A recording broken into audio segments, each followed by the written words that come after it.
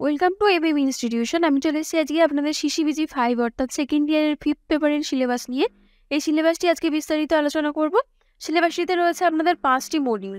এই 5টি মডিউলে কী কী থাকছে এবং এককগুলিতে কী কী পড়তে হবে আপনাদের, সিলেবাসটি আজকে সম্পূর্ণ আলোচনা করব। কেউ যদি চ্যানেলে নতুন হয়ে থাকেন, চ্যানেলটিকে অবশ্যই সাবস্ক্রাইব করবেন এবং সম্পূর্ণ ভিডিওটি দেখার জন্য আমাদের ইউটিউব চ্যানেলটিকে ফলো করবেন। এখানে আপনাদের সিসিবিজি 5, এখানে সিলেবাসটিতে থাকছে আপনাদের 5টি মডিউল। 5টি মডিউলে বিভিন্ন একক থাকছে। প্রথমে চলে যাব মডিউল 1। মডিউল 1-এ রয়েছে আপনাদের চর্যাগীতি এবং শ্রীকৃষ্ণ কীর্তন। চর্যাগীতি এবং শ্রীকৃষ্ণ কীর্তনের এখানে কয়েকটি এককে ভাগ করা রয়েছে চর্যাগীতি এবং শ্রীকৃষ্ণ কীর্তনকে। তো প্রথমে চলে যাব একক 1। একক 1-এ কি রয়েছে? চর্যাগীতির পরিচয়। এই চর্যাগীতির পরিচয় এককটাই আপনাদের ফার্স্ট একক। এখানে রয়েছে কি না, এখানে চর্যাগীতির উদ্দেশ্য আপনাদের পড়তে হবে। এখানে থাকছে চর্যাগীতির উদ্দেশ্য, চর্যাগীতির আবিষ্কার এবং প্রকাশকাল, চর্যাগীতির যে ভাষাটি কীরকম, চর্যার গুরুত্ব এবং চর্যার গুরুত্ব হিসেবে আপনাদের এখানে সামাজিক দলিল হিসেবে চর্যার গুরুত্ব পড়তে হচ্ছে। ধর্ম এবং দর্শন তত্ত্বের পরিচয়বহ যে দিক, সেই দিকের যে চর্যাগীতির গুরুত্ব সেটি এখানে থাকছে।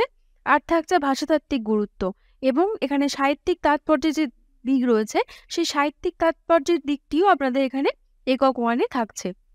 এরপর যাব একক 2। একক 2-তে রয়েছে নির্বাচিত চর্যাগীতি পাঠ 1, 5 এবং 6 নম্বর চর্চা। এই 1 নম্বর, 5 নম্বর এবং 6 নম্বর চর্যাপদ এখানে থাকবে। বিভিন্ন পদ আপনাদের দিয়ে দেবে। 1 নম্বর পদ, 5 নম্বরের কিছু পদ, 6 নম্বরের চর্যাগীতির কিছু পদ দেবে। সেই পাঠগুলির, সেই যে পদগুলি থাকবে, সেই পদগুলির উদ্দেশ্য আপনাদের জানতে হবে। এখানে আরও থাকছে এখানে চর্যাগীতির যে সমাজচিত্র, সেই সমাজচিত্রটি এখানে একক 2-তে থাকছে এবং থাকছে চর্যার যে ধর্মতত্ত্ব, সেটি একক 2-তে থাকছে এবং নির্বাচিত চর্যাগীতির যে পাঠ 1 নম্বর এবং 5 এবং 6 নম্বর পাঠ আপনাদের এখানে একক 2-তে পড়তে হবে। এরপরে যাব একক 3। একক 3-তে রয়েছে নির্বাচিত চর্যাগীতির পাঠ 28 এবং 33 নম্বর চর্চা। এখানে একক 2-তে দেখলাম 1, 5 এবং 6 নম্বর চর্চা এবং একক 3-তে রয়েছে 28 এবং 33 নম্বর চর্চা। সেমভাবে আমাদের 28 এবং 33 নম্বর চর্যাপদের কি উদ্দেশ্য, সেটি আপনাদের এখানে একক 3-তে পড়তে হবে। একক 3-তে আরও থাকছে চর্যাগীতির যে লৌকিক জীবন রস, সেটি থাকছে এবং এখানে গুরুর ভূমিকা বা গুরুবাদ, এটি আপনাদের এখানে থাকছে একক 3-তে। আর থাকছে চর্যাগীতির যে পাঠ, চর্যাগীতির যে রূপের বৈশিষ্ট্য, সেটি আপনাদের একক 3-তে থাকছে। এরপর একক 4।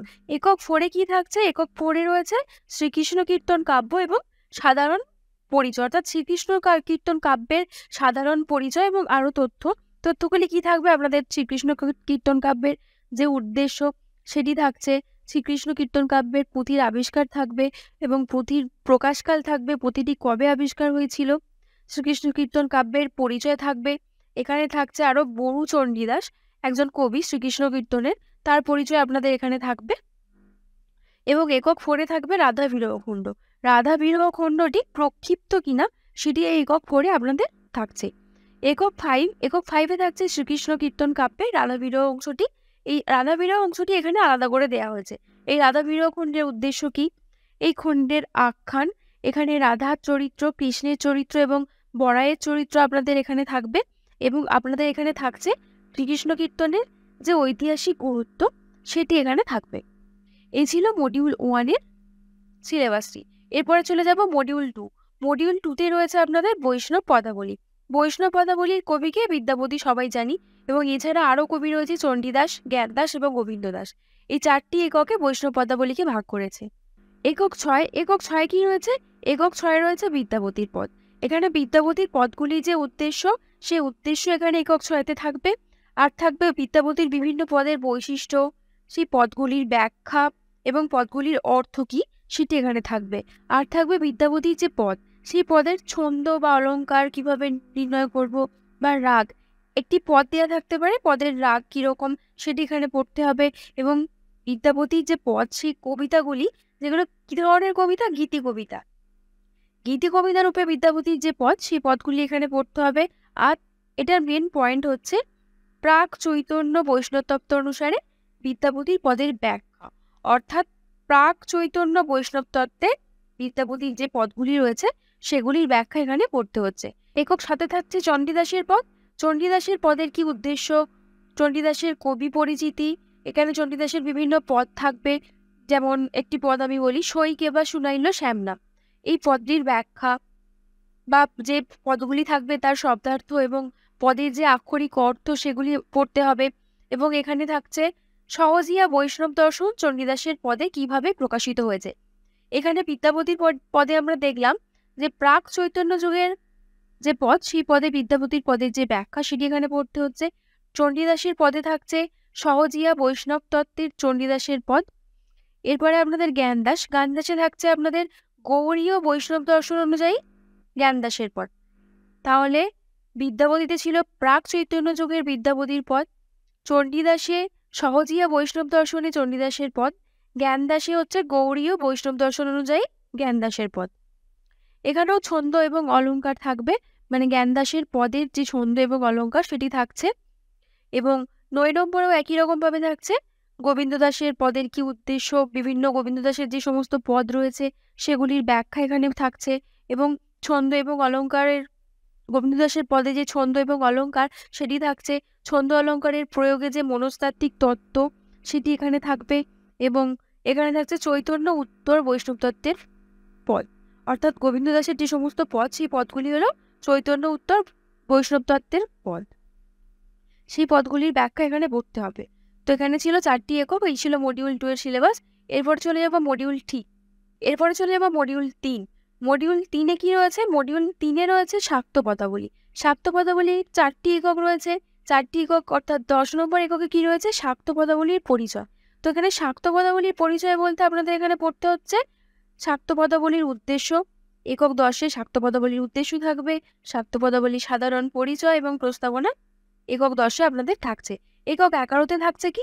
একক 11-তে থাকছে কমলাকান্তের পদ। কমলাকান্তের পদ কোন কোন পদ পড়তে হবে এখানে? এখানে কমলাকান্তের 18 নম্বর পদ এবং 158 নম্বর পদ এখানে থাকছে।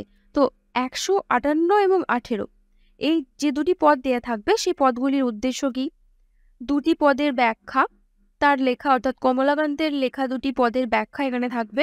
পরবর্তী 12 নম্বর এককে থাকছে রামপ্রসাদ সেন। রামপ্রসাদ সেনের 163 এবং 250 নম্বর পদ সংখ্যা। একইভাবে এখানে তার দুটি পদ পড়তে হচ্ছে এবং পদের ব্যাখ্যা পড়তে হবে। এবং একক 13-এ রয়েছে মধুসূদন দত্ত এবং তার যে বিজয়া দশমীর লেখা সেই সংক্রান্ত পড়তে হবে আপনাদের, বিজয়া দশমী লেখা সংক্রান্ত কোনো পদ। তো এগুলি ছিল আপনাদের মডিউল 3 সিলেবাস। মডিউল 3-তে তাহলে 4টি একক ছিল, শাক্ত পদাবলীর পরিচয় ছিল, কমলাকান্তের পদ ছিল, রামপ্রসাদ সেনের পদ ছিল এবং মধুসূদন দত্তের পদ ছিল। তো এখানে মধুসূদন দত্তের রচনায় আপনাদের চতুর্দশপদী যে কবিতা রয়েছে শাক্ত পদাবলী সেটিও পড়তে হবে। এখানে যে ওনার রজনী আজি রয়ে তারা দলে শুনেছেন আপনারা। তো এই সমস্ত যে বিজয়ার পদগুলি হয় সেই বিজয়ার পদগুলি মধুসূদন দত্তের একক 13-তে পড়তে হচ্ছে। এরপর চলে যাবো মডিউল 4। মডিউল 4-এ কি রয়েছে? রামায়ণের অরণ্যকাণ্ড। কবি কৃত্তিবাস ওঝার রামায়ণের অরণ্যকাণ্ড মডিউল 4-এ রয়েছে। তো মডিউল 4-এর 3টি একক রয়েছে। একক 14 সেখানে রয়েছে কৃত্তিবাস ওঝার জীবনী এবং অরণ্যকাণ্ডের মূল পাঠ। এখানে আপনাদের রয়েছে কৃত্তিবাস ওঝার যে জীবনী সেটি আপনাদের থাকছে এবং অরণ্যকাণ্ডের যে মূল পাঠটি সেটি এখানে থাকবে। একক 15-তে থাকবে কি না অরণ্যকাণ্ডের কাহিনী, অর্থাৎ অরণ্যকাণ্ডের যে যুদ্ধ বর্ণনা সেটি এখানে থাকবে এবং যুদ্ধের যে প্রকৃতি সেটি এখানে থাকছে এবং অন্যান্য প্রসঙ্গ। এখানে অন্যান্য প্রসঙ্গ বলতে এখানে রয়েছে রামের অত্রিমুনির আশ্রমের যে গমন সেটি এখানে থাকবে, শূর্পণখার নাসিকা এবং কর্ণছেদন সেটি থাকবে এবং রাবণের মারীচের সঙ্গে যে পরামর্শ সেই মরিচের সঙ্গে পরামর্শটি এখানে থাকবে এবং রাবণের যে সীতাহরণ সেটি আপনাদের একক 15-তে থাকবে। একক 16, একক 16-তে কি থাকবে না অরণ্যকাণ্ডের মুখ্য চরিত্র এবং কৃত্তিবাসের কবিত্ব পরিচয়। এখানে অরণ্যকাণ্ডের মুখ্য চরিত্র কোনগুলি? রাম, লক্ষ্মণ, সীতা এবং রাবণ। এই চরিত্রগুলি সম্পর্কে আপনাদের পড়তে হবে এখানে এবং কৃত্তিবাস ওঝার যে কবিত্ব তার কবিত্ব শক্তির পরিচয় এখানে পড়তে হবে। তো এই ছিল মডিউল 4-এর সিলেবাস। এরপর চলে যাব মডিউল 5। মডিউল 5-এ কি ছিল? মডিউল 5-এ আপনাদের রয়েছে শ্রী চৈতন্য ভাগবত, অর্থাৎ শ্রী চৈতন্য ভাগবতের আদি খণ্ড এখানে দিয়েছে। আদি খণ্ডের আবার ভাগ দিয়েছে 2য় অধ্যায়, 3য় অধ্যায় এবং 4র্থ অধ্যায়।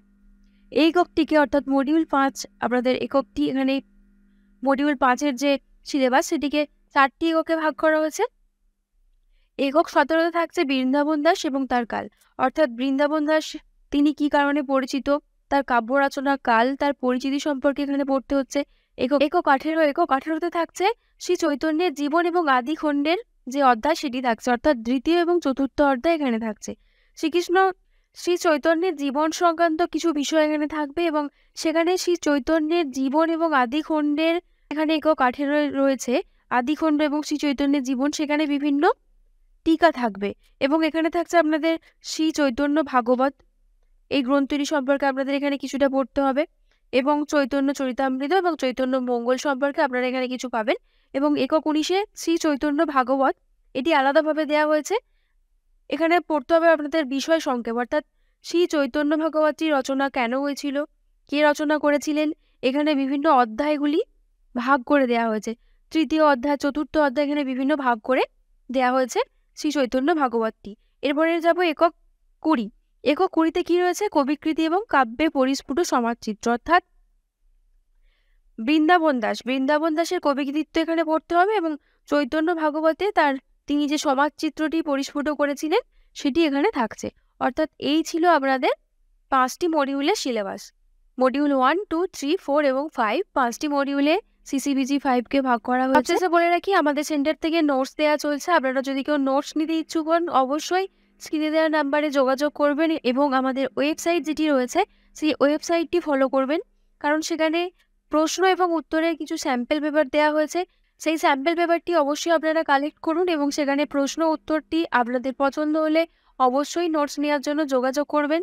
এবং যদি আমাদের নোটস কেউ নিয়ে থাকেন, দেখতে পারবেন ফার্স্ট ইয়ারের নোটস বা আদার্স নোটস যদি কেউ নিয়ে থাকেন, সেখানে দেখতে পাবেন প্রত্যেকটি একক থেকে প্রশ্ন দেওয়া হয়েছে এবং কোন এককটি বেশি ইম্পর্টেন্ট সেই অনুযায়ী আমাদের সিলেবাসটিকে সাজানো হয়েছে। তো অবশ্যই নোটস যদি কেউ নিতে চান, অবশ্যই স্ক্রিনে দেওয়া নাম্বারে যোগাযোগ করবেন এবং পরবর্তী যে ভিডিওগুলি সেকেন্ড ইয়ারের আপনাদের সিলেবাসের ভিডিও, সেই সিলেবাস সংক্রান্ত ভিডিওতে আবার দেখা হচ্ছে।